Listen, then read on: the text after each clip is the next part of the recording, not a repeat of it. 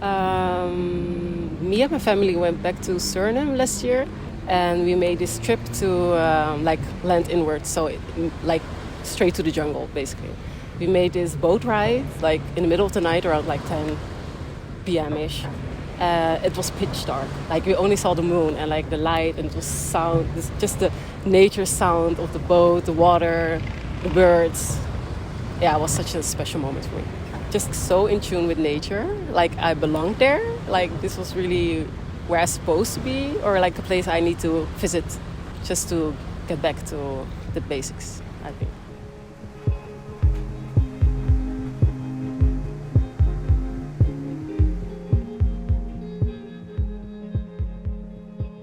Hello guys, welcome back to another episode of the Right Feeling podcast. Today I am joined by my friend Rahul, and we are going to be talking about finding your worth in the workplace. Just getting into the struggles of how do you navigate power dynamics, especially when you're in a very vulnerable position. So Rahul is originally from India, and he gives a lot of his experiences from working at Amazon to now working at a job that he actually enjoys. And how did he navigate moving from India to the Netherlands and those struggles that he faces as an immigrant. And you will hear some pitter-pattering, and that is the paws of my little dog, Mr. Albert. So when you hear that, just imagine the cutest little fluff ball weirdo looking for hugs and love. So yeah, I hope that you enjoy this episode, and I'll check back in with you at the very end.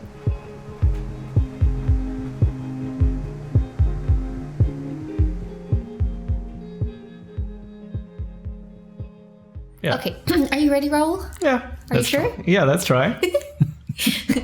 All right, let's start off by introducing yourself to the audience. Okay, that's a good one. Well, my name is Rahul.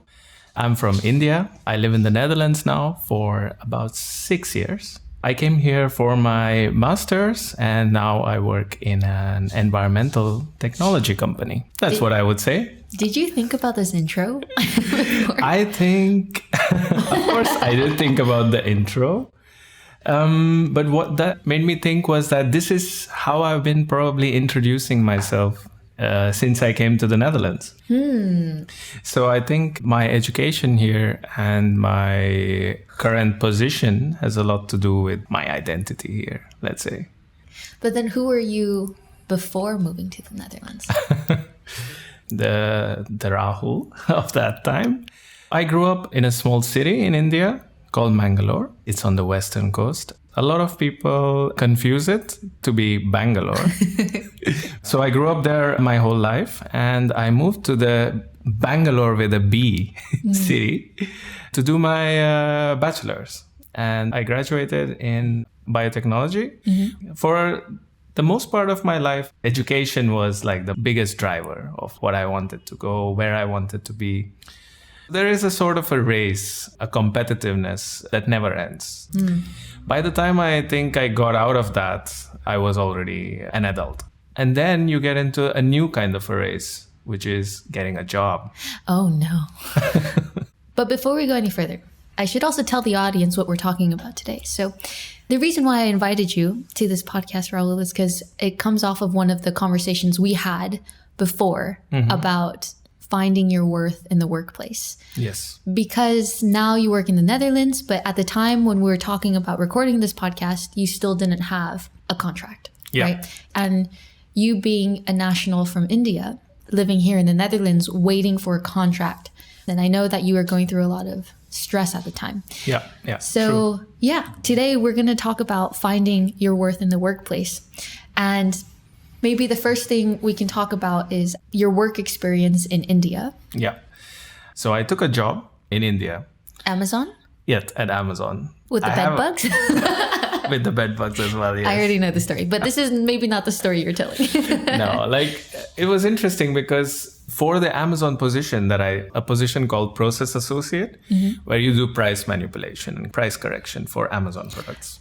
Maybe this is too confidential. I think you just had a little Freudian slip there. You went price manipulation and then price correction. But we were manipulating the price. Yeah, but price correcting sounds very like there's not illegal. Yeah. we were actually called competitive price monitoring team. Mm-hmm. And we were told that we were like the FBI. That's what we were doing. But I think pretty much a lot of the things that we did there was borderline illegal. Interesting. But just to get this position of, there were 18 positions available. Mm-hmm. They had rented an entire university to conduct entrance examinations. For Amazon? For Amazon. There were 1,000 plus people who wrote that exam. And only 18 positions. For 18 positions. Oh my God, Rahul. Yes. Welcome to the competitive rat race that is in India. The exams were similar to what you would have like in the US, like GRE. You did that for a freaking job? Wow. Basically, even in the interview, you had the same thing. So you had 2 technical interviews. So the first interview was where they would see what's your logic, like how you apply, how you solve problems. The question they asked me was the whole snail in the well, like riddle. Do you know this one? No, how do you get a snail out from a well? Is that it? No, like, so a snail is, if I remember correctly, a snail is in a well that's 30 feet deep. Uh-huh. And it travels 3 feet every day. In the night, it slips down 2 feet when it's sleeping. So only at 1 feet every 24 hours. Yes, but how many days does it take to get out of the well? How tall is the well? 30 feet. So 30 days. Oh, well, no. Is it because it's talking about days and not nights? Yeah. Oh, so it's a trick question. Yeah, so actually on the 27th day, if I'm correct, the snail already travels 3 feet up. So it's already out on the 27th day because, you know. Okay. So, yes. See, I would have failed that. Yeah, and it had questions like these, you know, like there were 3 interview processes. Mm-hmm. To me, that was really crazy because at that point, I was traveling different cities for interviews. Mm-hmm. So I cracked this one and I made it. It was a very mundane job, to be honest. Wait, can you just tell the story about the bed bugs? I remember when you told me, I got so itchy. Just a disclaimer for audiences that don't like listening to bugs. This is a story about bed bugs. So we were working in the World Trade Center in the city of Bangalore. And Amazon owned a lot of floors. The office spaces were made out of carpets. They have beds, they have showers, and people will be using it the whole time. But it seems that they hadn't fumigated it well. And this is how, you know, you would have an infestation of bed bugs. And the job also entailed you sitting on a desk and not moving for hours together, you know? So the bed bugs are making full use of this opportunity. So I had a bed bug once crawling up my jeans and I complained to facilities and they fumigated it. But this was a recurrent problem. People were often living in not the best of conditions and they were bringing it to the office in their clothes. I see. Yeah, and that's one of the many reasons why I didn't want to be there. Even though I was getting paid well, I was not happy with the impact I was having on the world. Because my life consisted of basically waking up, manipulating prices so that people buy more from Amazon. And then also living off Amazon myself, like making purchases on Amazon. And I was spending this salary back on the same company that was giving me the salary. And also the fact that watching a lot of the local stores and competitors being driven out of the market felt a bit unethical, to be honest.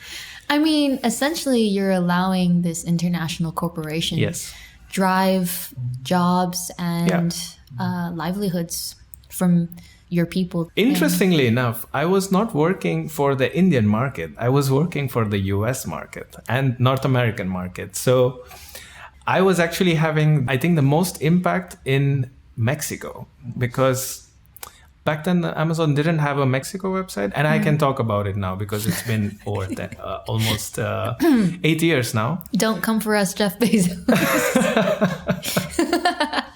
So basically, one of the projects that I worked on was identifying all of Amazon's potential competitors in Mexico and literally documenting each and every product they have, its price, what it sells for, and where are the Oh my God. shipping. You were one of them, Yes, Rahul. I was one of them. Wow. And I did this for, believe it or not, 9,000 products. Oh my God. Yeah. And when it was launched, it was huge. Like they made so much money, and immediately all of the people who would have bought that very specific product from another website or a local company came to Amazon because Amazon was competitively priced. It was cheaper. That was my job. All of this felt a bit unethical. I was driving. I was driving rampant consumerism, like my gifts to people were basically stuff that we didn't need from Amazon. Phones, gadgets. Do you even need it? No, but I'm getting it to you because I have a discount coupon to buy it from Amazon. I realized that was not fulfilling for me. Like that was not what I wanted to be. And that's not what I wanted to do. And it made me think about what I really want to do in life. So I really wanted to have the impact. And I looked back on my course, and what was the one of the subjects that resonated with me the most, which was environmental biotechnology. And this made me look up universities, courses. So it was a very deliberate decision and conscious decision to come to the Netherlands. So I studied here in Wageningen University. So that's how I got here. So then what happened after that in terms of finding a job here in Europe? Because oh my God, boy, that was hard. It was so hard. Harder than studying for an exam? Yes, because that is something you can control. So I spent quite a long time looking for a position in the EU. I think about 4 months or 6 months. Networking, applying for jobs, sending video messages, the whole shebang. How many applications do you think you sent? I think I did for the EU applications alone, I think about 80. Wow. After a year of persevering, I finally did go back to India. And then what happened was one of the companies that I applied to contacted me back to the Netherlands. So that was also quite cool. So I worked in a startup for about 2 years, which is now unfortunately bankrupt. So it doesn't exist in Europe anymore. And when this company was going through liquidation, I was approached by this other Dutch company that I'm working for right now. The difference was that they liked me and they found me worthwhile to contact. That must have been nice. That was really feeling, nice. Yeah. And I was not the most experienced. So when I was approached by this company and I read up about them, my approach to an organization was I want to be aligned with the mission and I should agree with the vision of the company or the organization before I make the application. Because that's what I learned from my experience in India, that I didn't do that for my job at Amazon. They had a very clear vision and mission, and it was not extravagant or exaggerated like world peace or we're going to solve climate change. It was really a special niche problem, and they had a niche technology. What made me really like this company was they didn't have a position for me. Oh, so they created one for They you. created a vacancy for me. And I found this to be refreshing. Like after my experience till then, I found it refreshing that a company liked me just via talking to me so much that they decided to have me by creating a position for me. How do you feel like that impacted your perception of your own worth? I was really over the moon, let's say.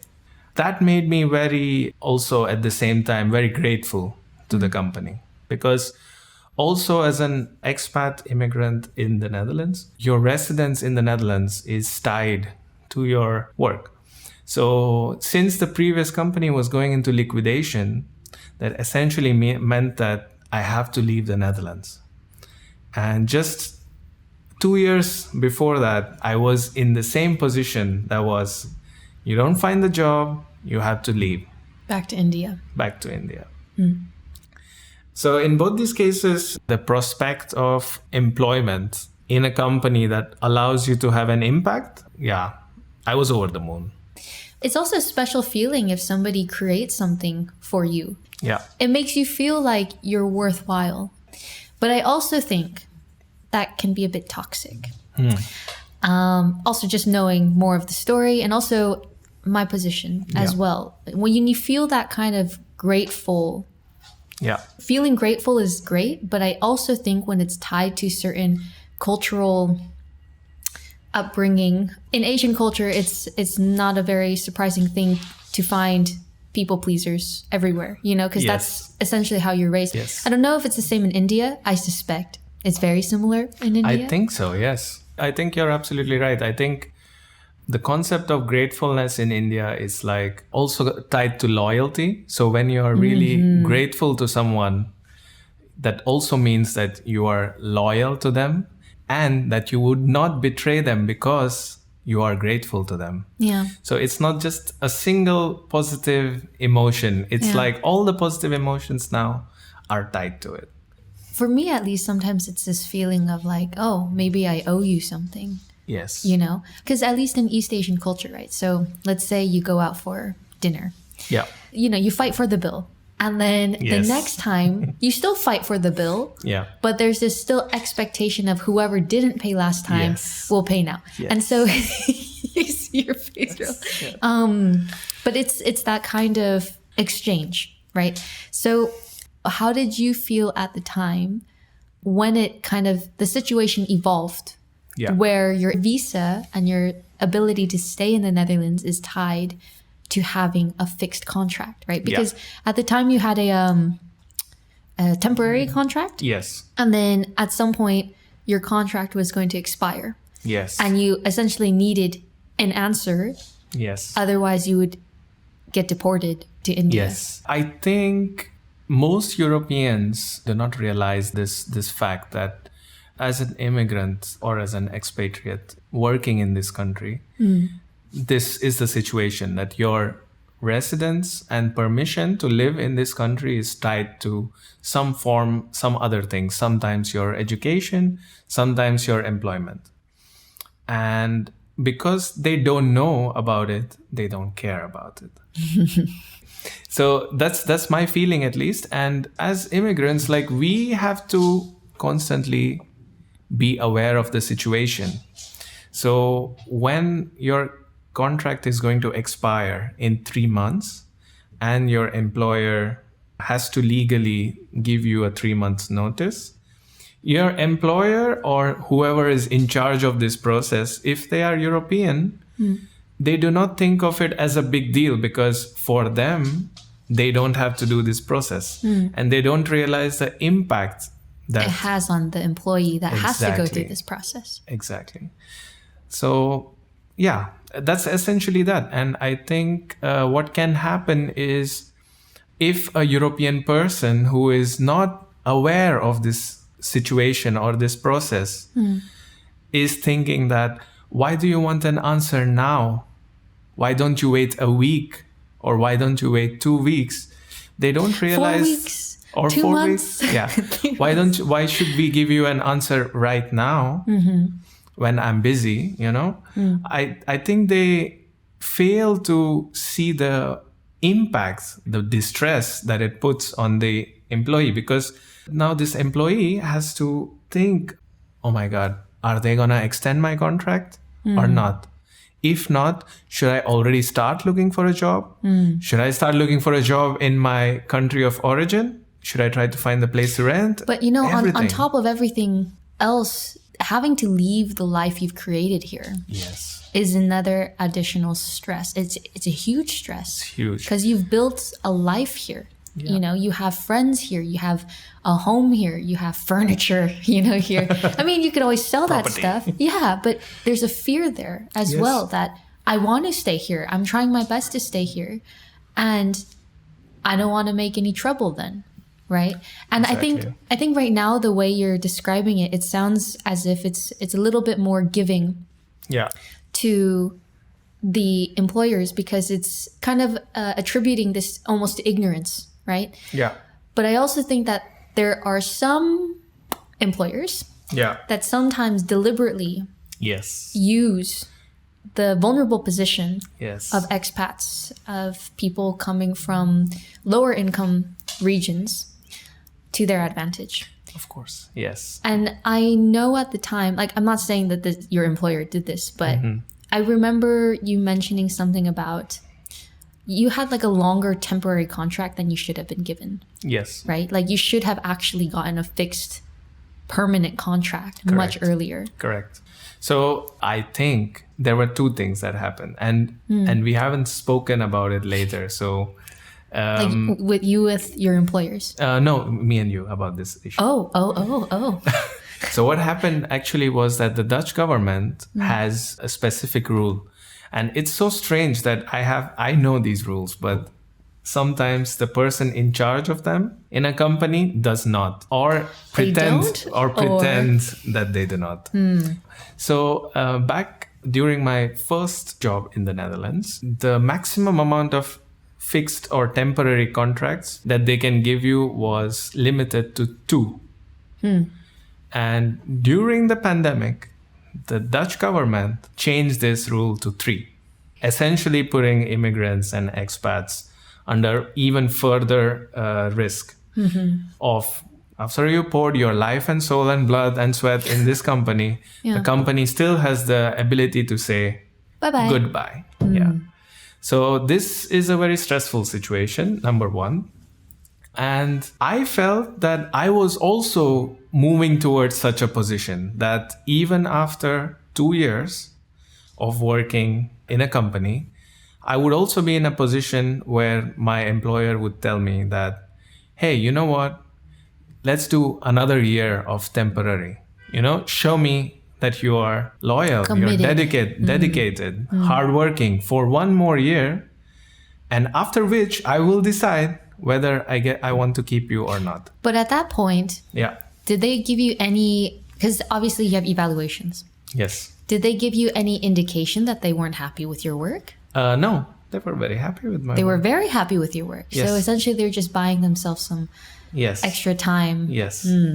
Yeah. So this was the situation, and this puts still a lot of mental duress, on immigrants and expats who just want to have a fixed, permanent contract, safety, like a job security. Yeah.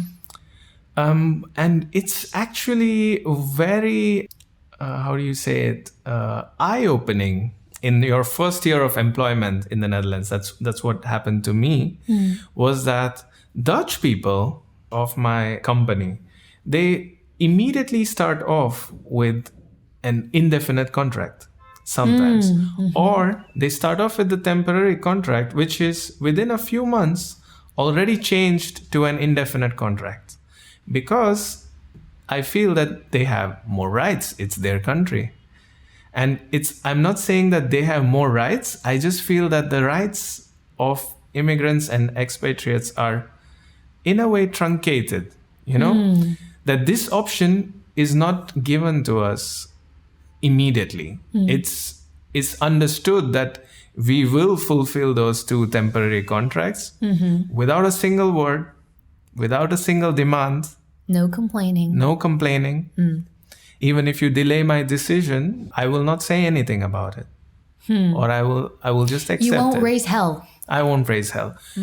But in general, I feel that's different when you're a citizen of this country. Like, you will go there, and within the first few months, you're going to tell them, hey, do you want me to keep working this way, or should I look for a new job? And then immediately you're handed the indefinite contract, because you only have to show a couple of months that you're serious. I remember at the time as well, you were telling me that you hadn't gone home to India. Oh, yeah. For the entire time that you had the temporary contract, you didn't want to ask for long holidays. Yes. Or you just didn't want to bring any negative factor that would into my appraisal. Yeah, that would ever impact your possibility to, have the permanent contract. Yes. How do you feel like that affected your feeling of worth in that time period? It's interesting you asked me that. Yeah. So because it's different now. You're in a very different position now. But let's rewind a few months, Yeah. And how did it make you feel back then? Yeah, that felt really, really bad, It's almost like a trial I'm going through.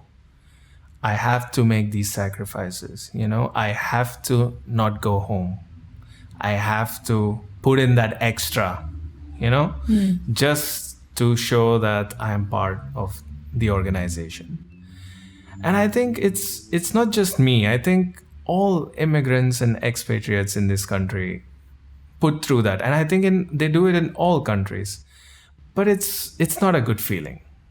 I'm not saying that, okay, now when I reflect upon it in my renewed position, I feel more holistic or wholesome about it. That, okay, I went through this process, it's made me stronger, it's made me better, it's made me who I am. And it's true. It's true. It has shaped me. But at that time, I think it was, I was under a lot of stress. And you took a lot of shit. Yeah. Essentially. Yeah. And I think I'm like this now because since that time, I've gone back to India. I have taken holidays. Yeah. Okay, so maybe you should let the listeners know about the permanent contract real quick. Yeah. So, it's without a given now that I have my permanent contract since 10 months now. Yeah. So almost a year. Now you're not afraid to now I'm not afraid. Put your foot down and put your needs first, right? Because I think when we first talked about everything, I remember Madura was really... My girlfriend? She was fuming. She was like, I can't believe this. Like they would, Yeah. It felt so unfair and unjust. And I think that you couldn't even speak. You could speak up for yourself, right? You can always put your foot down. Yeah. But what does that mean for your future? And that threat, that kind of jeopardy that you would put yourself in. Yeah. In a way, by not putting your foot down, you're not fully embracing the actual worth that you have in the workplace. Yeah. And I feel that that's a very sad and scary. Yeah. Right? I think you sometimes have to sell yourself short just to close the deal. And I think I was doing that. Yeah. Said like such a price control. No, I really think that this system should change. I think this experience that I went through, it's quite sad that, again, the Dutch government has made it like 3 years, So the newer immigrants and expats have to go through even worse situations that I have to go through. Not saying every employer is doing this, but there is room to exploit your employees, And the reason why, even after 2 years, I stayed with the company is that even when all of this was happening, like I had essentially like a good workplace to work in. And that's what I told Madhura as well. I could always look for another job, even though I had a temporary contract.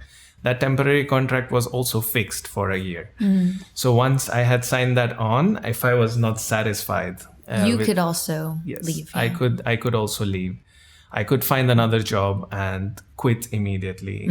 I did have these options, but at the end of the day, it was still a good workplace for me. Yeah, and you agreed with the mission and the impact, right? Correct. Yeah, I still sold myself short, so I'm not. But you didn't sell your soul. Yes, at least. Yes. Right. Yes. But what's interesting is because we're talking about this in the context of expats. Yes. But I have a lot of national friends. Okay. Like also citizen friends, right? And I also think back to my experience in the States when I was also working there. The thing is, I think that the threat of losing your job in general keeps people from speaking up for themselves and asking for certain things that are necessary for them to enjoy their job, to feel like they're worth this position, you know, that they have value in this company or in this organization. And I think that this can actually relate to anyone. It's just with expats, there's this added layer of, oh my God, I'm going to get deported. You know, like I have to leave my entire life. But for a lot of people, you know, if they have mortgages or if they have other finances, they're also scared to lose their job. If they have like a boss that takes advantage of them, they will take that shit to be able to keep their job. And I feel that indeed it does have to change, but how does it change? How do people stick up for themselves and really embrace their worth in the workplace if there's this constant threat? Or is it just about, then maybe it's just not worth being this workspace if my needs and my rights aren't being recognized? I don't think I have the answer to it, but what I can add to this is that I think no one deserves to be like in a workplace that's toxic. But at the same time, bills need to be paid. And, you know, there are financial obligations that people have. So maybe sometimes you have to suck it up. No, I don't agree with the fact that you need to suck it up. But entirely, I feel that if you see a work colleague or someone in your company or your organization experiencing something like this, you should speak up and you should try to defend or prevent this from happening. I mean, now that I am in a position where I cannot be, let's say, fired, I would not let another employee experience this, because I would be constantly mentioning the fact that, hey, we have immigrant employees. Let's make sure that the 3-month minimum notification is sent to them, you know? And also, if it's a no, if you're not continuing the contract, then they can at least move on and figure something out. And also, if you don't like someone, tell them like in their first month or in their second month, so that they still have the rest of the contract duration to find a job. And if you want to take it even one step further, and I have done this for one of my previous team members, was that they had still 8 months left in their contract. And I told them upfront that maybe there would be another position in another company that would be more suited for you with this set of skills. And let's get you the recommendation letter that you did have an experience here. Let's get you started on like some upskilling and let's help you with the CV and motivation letter. I know this was maybe a little bit too much, but I really cared for this team member. And I really wanted them to be the best version of themselves. Like maybe not at this organization, but the next one, you know?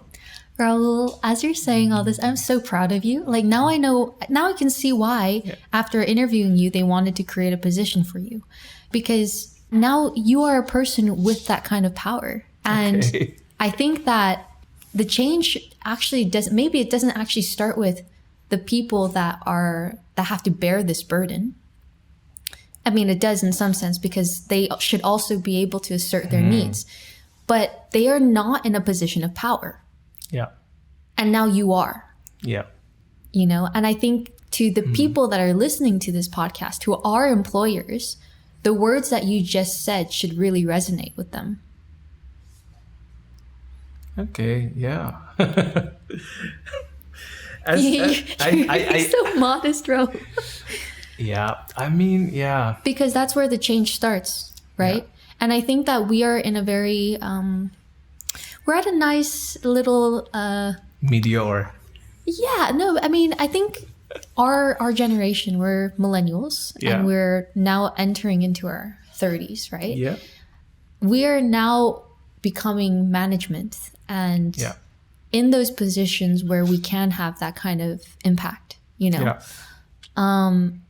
I'm also just thinking about my position, and the thing I love about my position of power, okay, if you want to put it that way, is that I can give opportunities, and I can make sure that such things don't happen. Yeah. Because those things are unfair. And I think that if you do assume a position of power, that you should prevent this kind of shit from happening, and just hearing your story, hearing other people's stories, try to prevent that with the position that you have. Yeah. I think I really don't think that I'm in such a position of power or something like this. Oh yeah, you're not the CEO, but at least now you are in a position that you weren't in a couple months ago. Yeah. And I think there is no other way. I mean, you can speak to your employer. My employer is from an immigrant background himself. So he understood. And that was amazing to me. Like, also when I got the position. But unfortunately, he was not applying for my residence. And he was not the one who was doing this admin work. It was done by a European person who was not fully aware of the situation. This person was not aware of these rules and these regulations. And it's not only about, I think, ignorance. I think it's also about what I mentioned earlier, that they don't care. There is this lack of empathy. And the fact that you think that, oh, this person, they are not special, I mean, their application is not going to be... Yeah, and sometimes it's not necessarily that they don't think you're special, but it really comes down to that empathy you're talking about. Yeah. I don't know if Madura told you this story, if I told you this story about my deportation from Brussels twice. Yes. Yeah, and that also comes down to... That's really sad, huh, by the way. Like, yeah, I mean, it also made me feel like I wasn't cared about because... Yeah. It was a situation where I even asked them, do I need another visa? Because I was coming from London and I was studying. And they were saying, no, what you should have is fine. And of course, I was also the first international person that they had hired at the time, right? So it was also a learning process for them. But okay, once it happens, I get it. But twice... Yeah. Oh, when the second time I was deported, oh my God, I was so upset. And not just upset, but the fact that they didn't see how they messed up. The company or organization wasn't willing to pay for certain things that I had to pay for because they jeopardized your application. My application, exactly. And they refused even, like I had to fight for them to even make some payments for me to, for example, store my belongings somewhere because I had already signed a lease and I had to leave. That's really appalling. Huh? I mean, they really tried to wash their hands off of it. Yeah, like, and really. they're like, well, you had a part in it too. I was like, I did my part, but the part that you didn't fulfill now compromises my life. Yeah.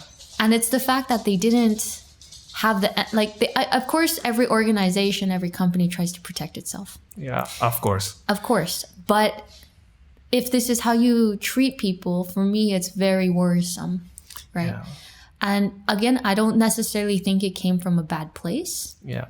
But it comes from a lack of empathy. That's really horrible, Jane. I'm really sorry you had to go through that. Sometimes life is out of your hands and you just have to go with the flow. But Rahul, thank you very much for sharing your story. Yeah. I think we're wrapping up now. Before we do, I always like to ask this question, which is, what do you think is the right feeling in your experience? I think the right feeling is, for me, in this case, finding your worth at the workplace. I think the right feeling is when you find your worth and that is reciprocated. And that can be like in any way, This feeling of growing together and this wholesomeness. There have been a lot of positive interactions for me in this role and in this position. And even though there were periods of distress for me, but these new positive feelings that I felt, I think that's what made me stay. And a lot of them came not only from my boss, I think. a lot of them also came with the people I work with. And I think that's been one of the most wholesome experiences for me. Like, it has nothing to do with profits or project success. It's about having the impact according to like how you imagine that impact to be, seeing that impact on the people, and achieving that impact together as like a team. I think that's really the feeling. It's been an amazing experience to grow with the people around you, and I'm sure you have that as well, because you literally did develop Food Unfolded. So that feeling where you all were growing together, and I think that's the feeling that I'm going to continue to appreciate and crave in the future. Maybe not with this specific organization that I'm with now, but even in the future, I think this feeling is what I'm going to live for. Then on that note, Rahul, thank you again so much for being on this podcast and sharing your story. I hope that it wasn't as nerve-wracking as you thought it would be. I was nervous, so hopefully you can cut out the... Oh my God, Rahul, it was all so good. Okay. Thank you for having me on the podcast. It was a pleasure.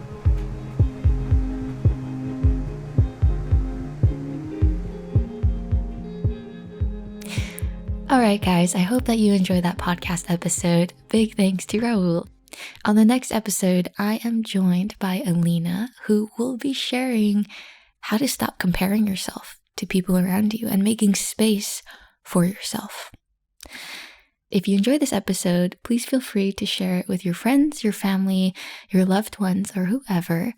And you can find The Right Feeling on a slightly inactive Instagram at @therightfeeling_. Also on an early YouTube channel at @therightfeeling_. And you can also email me at Jane, that's JANE, @therightfeeling.org. All right, guys, thank you very much. And I can't wait to feel the feels with you in the next episode.